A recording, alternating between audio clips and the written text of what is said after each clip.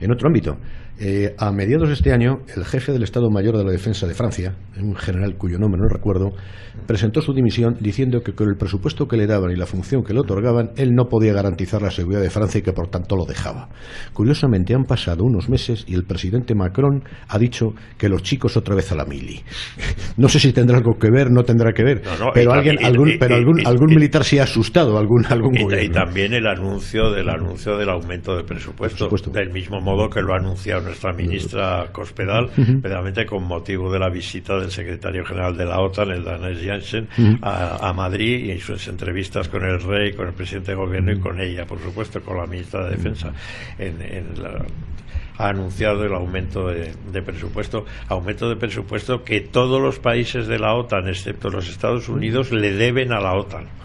Sí. Unos en mayor medida, como nosotros, que ni siquiera no el 2% del PIB, sino que no llegamos ni al 1%, pero es que al 2% no llega nadie. Ni Francia, ni Alemania, ni Inglaterra, ni ninguno. Y ya es hora, efectivamente, en eso tiene razón el presidente Trump, de que ya es hora que pongamos los demás un poquito en el tema candente y crítico, que no podemos dejar de hablar de él, que no solo no se soluciona, sino que aumenta su solución todos los días, el tema catalán. En lo que a mí respecta y en el terreno de la amenaza, que es el que nos corresponde en este programa, hablar de la postura de las famosas organizaciones, la Asamblea Nacional de Cataluña y Òmnium, realmente esas que tienen a sus líderes en la cárcel de Extremera, a los Jordis, que sin embargo siguen amenazando con la movilización de esas cientos de miles o millón de personas que son capaces de sacar a la calle cuando les apetece, y que es una amenaza y un riesgo que no tiene nada que ver con los politiqueos de quién va a ser el candidato, de que si va a haber candidato, de si va a haber gobierno, de si no va a haber gobierno, de todos los trapicheos políticos. No tienen nada que ver con la postura emocional de ese millón de personas, verdaderamente, o casi, que son capaces de sacar a la calle con enorme frecuencia. De modo que Puigdemont en Waterloo, pero las masas fanatizadas, separatistas, independentistas, de tan difícil solución como apuntaba Fausto Eras hace un rato, realmente no sabemos qué es lo que va a ocurrir. Porque al final de cuentas parece ser que con su presión en la calle son las que terminan siendo definitivas de lo que ocurre en el Parlamento y en la Generalitat. A mí de todas formas me parece que, hablando de esto, que sin un gobierno detrás que pone los autocares y los bocadillos para que vayan todos la diagonal a sacar la bandera, va a ser difícil que tanto Òmnium como la Asamblea Nacional Catalana pongan en la calle tal cantidad de gente. Bueno, pero es que ya nos deberían haber informado las fuerzas de seguridad nacional del Estado, verdaderamente ya nos deberían haber informado una vez que se puso en circulación el 155 y se intervino completamente la Generalitat de Cataluña, que mientras era independiente, verdaderamente podía utilizar sus recursos como le daba la gana y como están demostrando los jueces de manera favorable al independentismo. Ahora, ¿de dónde están sacando el dinero la Asamblea Nacional de Cataluña y Òmnium? ¿O es que tenían muchas reservas? Yo creo que aquí está claro que alguien no está ejerciendo el control que tiene que ejercer, y que la aplicación del 155 es una aplicación meramente nominal en un montón de aspectos y en un montón de casos y en un montón de situaciones. Aquí nadie quiere pisarle la manguera al otro porque en fin, cuando le dijeron a Rajoy que se iba a hacer una en conmemoración de la muerte del caray, perdón, es imperdonable, no recuerdo el nombre, aquel concejal que mató a la ETA después de Gregorio Ordóñez, después de secuestrar y demás, le dije, bueno, haremos una mención, le decía uno de allí a Rajoy, haremos una mención a nuestros muertos en el tal. La contestación de Rajoy dijo, uy, así no se hacen amigos. Depende de los amigos que usted quiera tener y de los amigos que usted quiera hacer, señor mío. Que por cierto, que recordando la muerte de Ordóñez, verdaderamente, y el premio que se otorga anualmente en recuerdo de su muerte, en fin, comprendo perfectamente que se le haya dado al señor Valls, ex primer ministro español de la República Francesa, verdaderamente, para agradecerles la colaboración de Francia en el tema ETA, etcétera, etcétera. Pero, sin embargo, el señor Valls, también atento a todos los juegos, al día siguiente ha estado en el funeral del el señor Mújica, asesinado por ETA y líder socialista. De modo que parece ser que el señor Valls también está por todas. Yo el Valls me da la impresión que es un buen político. Sí, sí. Lo de buen político se ha dicho en el sentido más amplio y más favorable. No cabe la menor duda. Aprovecha las oportunidades y se ve dónde tiene que estar en cada momento. Y volvemos otra vez, porque no tenemos más remedio que volver todos los días a los escenarios de crisis de Oriente Medio, protagonizados por Siria y otra vez por Irak. Fíjense ustedes que Irak estaba en paz y que había anunciado el final de la guerra y el final del ejército islámico y la ocupación de todo el centro y norte de Irak, e incluso su victoria sobre los kurdos, realmente a los que había impedido su movimiento separatista. Ahora resulta que se lleva gente a la frontera para que la Guardia Fronteriza y unidades de operaciones de Anbar y de milicias fronterizas realmente se enfrenten con Arabia Saudita. Lo cual realmente reabre el escenario de crisis de Irak en otra dirección o en otra latitud completamente distinta de la anterior.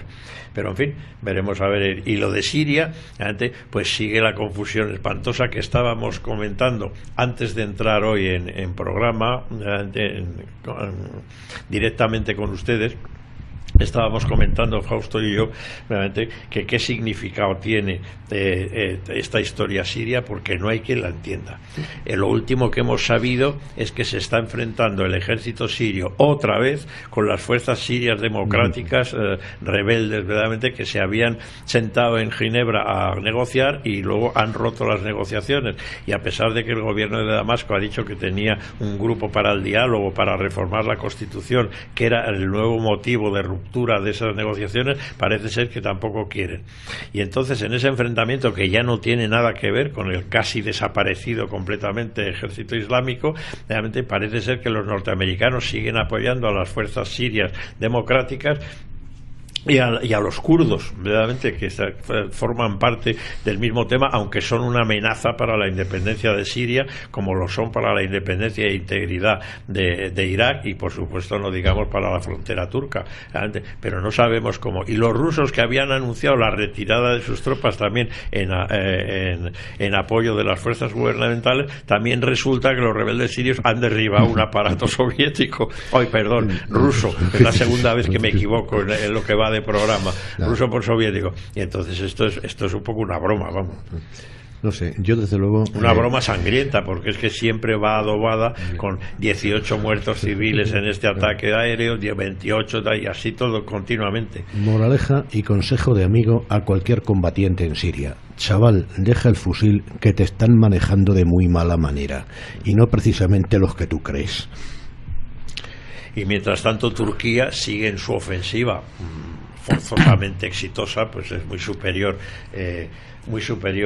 Turquía a lo que puedan ser las fuerzas sirias de cualquier pelaje, sean gubernamentales, sean democráticas o kurdas, realmente, por mucho que las apoyen fuerzas especiales norteamericanas, verdaderamente, y realmente lo que está haciendo es limpiar, realmente. Y Turquía parece ser tener razón en que quiere tener limpia su frontera con Siria y con Irak, realmente. Y esto de kurdos, el Kurdistán famoso, no sé, esto es lo de Cataluña, pero desde hace mucho más tiempo, realmente. Estos deben de ser una nación, no deben de serlo. Les apoyan para que lo sean o no les apoyan lo suficiente para que lo sean. ¿A qué viene ese apoyo a los levantiscos y separatistas kurdos respecto de Turquía, de Siria y de Irak al mismo tiempo? Sí, curioso. Es curioso, el otro día he leído que yo no sé si no es contrainformación rusa, soviética, iba a decir también.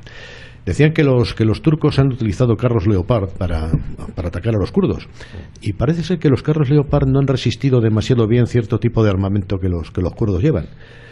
Y luego la verdad resultaba que es que habían mandado los carros por su cuenta y no había infantería cercana ni mucho menos, y que claro, pues algunos se había aproximado a distancia correcta y había inutilizado algún que otro Leopard, con lo cual los alemanes se les han puesto las orejas como de punta al saberlo. Pero esto ya es un detalle. El problema está además en que Turquía ha advertido a los Estados Unidos de que si tiene instructores incrustados en las fuerzas kurdas, que ellos en sus ataques no tienen capacidad de ver quién es americano y quién es kurdo. vamos, que a quien Dios se la dé, San Pedro se la bendiga, lo cual no deja de ser una paradoja que un país miembro de la OTAN advierte al país cabeza de la OTAN de que ante un ataque suyo a lo mejor mueren o caen patas arriba sus instructores. Otra paradoja más. Otra más. Vamos a terminar el tema digamos, de información militar con unas cifras que les darán a ustedes una idea de por dónde anda el juego. En lo que se refiere a personal militar, verdaderamente Estados Unidos tiene unas fuerzas armadas, voy a dar una cifra aproximada, de 1.400.000 hombres, Rusia 1 millón, China 2,5 millones, la India 1,5 millones, el Reino Unido 187.000 hombres, o mujeres, claro, Francia 222.000, Alemania 186.000, Turquía 510.000, que es el segundo ejército de la OTAN, y Corea del Sur 630.000. Y Japón 247.000, lo cual al lado de nuestros 70.000 escasos, verdaderamente, pues ustedes en carros de combate, que suele ser un elemento bastante indicativo de la potencia militar de una nación, los Estados Unidos cuentan con 8.300 carros de combate y Rusia le dobla exactamente, tiene 15.000 y Rusia cerca de 10.000. China cerca de 10.000, perdón, y la India 3.500, el Reino Unido 400, Francia pocos más de 400 como Alemania, y Turquía 4.000 carros de combate, lo cual naturalmente hace que los kurdos piensen que su independencia es una locura. Pero es que Corea del Sur también tiene cerca de 3.000. Con lo cual no me extraña que Corea del Norte haya incentivado su política nuclear en defensa propia, porque realmente es que Corea del Sur es militarmente mucho más poderosa que ella. Y realmente los casi 800 carros de combate del Japón también empiezan a ser un poco preocupantes. En cuanto a aviones, verdaderamente aviones de combate, se supone Estados Unidos cuentan con 13.500 frente a los casi 3.000 verdaderamente de Rusia, con lo cual casi quintuplica los Estados Unidos la potencia aérea de combate con la de Rusia. Todos los demás tienen cifras muy inferiores a los Estados Unidos, con lo cual digamos que la hegemonía militar norteamericana está basada en sus fuerzas aéreas sobre todo, porque todos los demás, la India tiene 1.800 aviones de combate, Francia 1.200, Alemania 700, Gran Bretaña 1.000, etcétera, etcétera, poco para enfrentarse a esa superioridad enorme norteamericana. Cabezas nucleares, sin embargo, supera casi en 1.000 Rusia a los Estados Unidos. China tiene 250, la India 100, el Reino Unido 225 y Francia 300. Y no sabemos cuántas tiene Pakistán ni cuántas tiene Israel, que es el gran secreto nuclear de nuestro tiempo.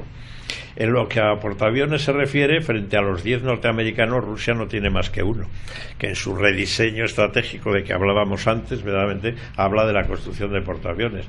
Y portaaviones es que no tiene casi nadie. China tiene uno, la India tiene 2, el Reino Unido 1, cosa que la Navy sorprende que tenga solo un portaaviones, Francia 1, y los demás andamos con nuestro portaaeronaves, que no sé si llega a portaaviones o no. Y sin embargo, en submarinos, verdaderamente, los Estados Unidos tienen 72, verdaderamente, pero Rusia tiene casi los mismos, 63. Y China 69, con lo cual el tándem Rusia-China casi duplica a los Estados Unidos, porque los demás andamos ya en cifras por debajo de los 20 y por debajo de los 10, incluso de más. Y el presupuesto realmente es absolutamente tremendo, porque también es mayor el de Rusia que el de Estados Unidos, sorprendentemente, con la hegemonía y la riqueza económica de Estados Unidos, que el presupuesto de defensa ruso sea superior al de Estados Unidos, y el de China muy superior al de Estados Unidos y al de Rusia. Quizá esto les hable a ustedes con mayor claridad, estas cifras, del peligro y el riesgo a que nos estamos enfrentando. De modo que vámonos, que será más agradable el tono histórico de entretenimiento con el